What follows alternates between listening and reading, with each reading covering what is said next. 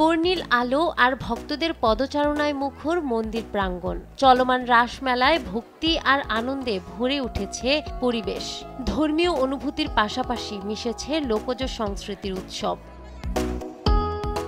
শতাব্দী প্রাচীন এই দিনাজপুরের কান্তনগর মন্দির এখন উৎসবের রঙে রঙিন। ভিড় জমেছে হাজারো দেশি বিদেশি পুণ্যার্থীর। কেউ এসেছেন পূজা দিতে, কেউ বা ঐতিহ্যবাহী স্থাপত্য দেখতে। সবারই একটাই প্রার্থনা, সবার মঙ্গল কামনা।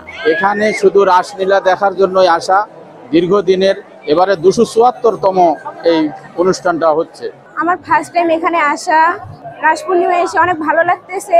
কি বলবো, এত মধুর মেলা, এত ভক্ত সম্মেলন, খুবই ভালো লাগতেছে। এবার গতবার থেকে এবার আরো বেশি ভালো হচ্ছে। এই রাসগুলা আজ পূর্ণিমা, এটা আমাদের হিন্দু ধর্ম এবং আনন্দ। এই বিদায় আমরা এসেছি।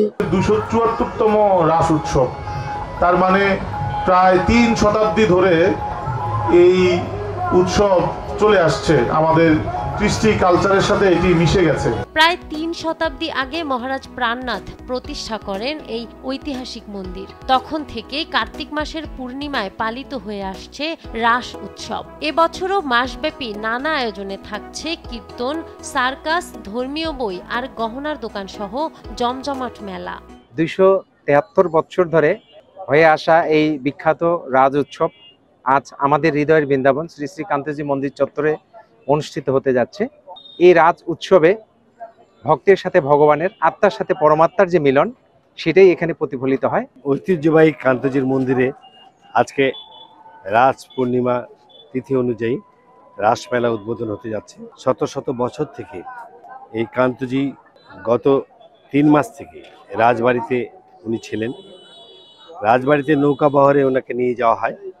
পদব্রজে গত পরশু দিনাজপুর কান্তজির মন্দিরে কান্তজিকে নিয়ে আসা হয় এবং এই পূর্ণিমা তিথিতে থেকে 1 মাস ব্যাপী এই কান্তনগর মন্দিরে রাস মেলা শুরু হয়। ভক্তি, আনন্দ আর সম্প্রীতির এই রাসমেলা কেবল ধর্মীয় উৎসব নয়, এটি দিনাজপুরের সংস্কৃতি ও ঐতিহ্যের জীবন্ত প্রতিচ্ছবি। নাহার বৃষ্টি, নিউজ ডেস্ক, দেশ টিভি।